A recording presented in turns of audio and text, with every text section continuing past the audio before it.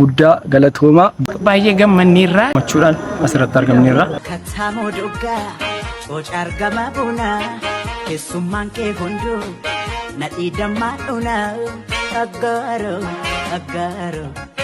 Maqaan koo Dr. Gadaa Shibseen jedhama. Ogeessa fayyaa hospitaala waliigalaa Aggaarooti.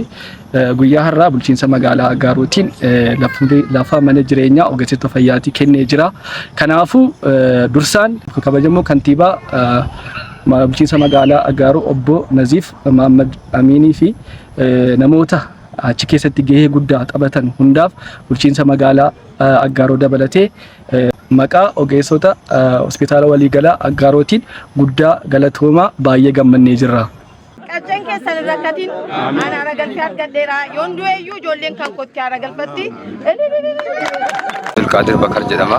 Ogeessa seeraatiin sammuu hospitaala waliigalaa Aggaarootti hadda waajjirri lafa dabarsanii kennuudhaatii fi akkasumas bulchiinsa magaalaa baay'ee galateeffachuu barbaadna. Guyyaa lafa dabarsanii kennu isaaniitiif hedduu galatooma gammachuun guddaan itti dhagahameera waan ta'eef hospitaala waliigalaa Aggaarootti hedduu galatooma jechuun barbaada ulfaadha. Katamoo dhugaa bocaar gama bunaa keessummaan kee hunduu nadhii dammaa dhunaa. Maqaan koo Sister Rainaa Lamtaamuruu jedhama. Hospitaala waliigalaa Aggaaroo keessatti hojjedha. Guyyaa har'aa gammachuu guddaan natti dhagahame. Gaaffii keenya waggaa dheeraatiyyuu bulchiinsi magaalaa Aggaaroo waajjira lafaa wajjin ta'u lafa mana jireenyaa waan nu laateef baay'ee gammannee jirra. Hojii keenya irrattis kaka'umsa guddaa akka goonu miira gaarii nu kenneera. Kun gaaffii keenya waggaa dheeraa nu deebi'ee baay'ee galatooma. Saabir Abbaaduraa Abbaadiiluun jedhama.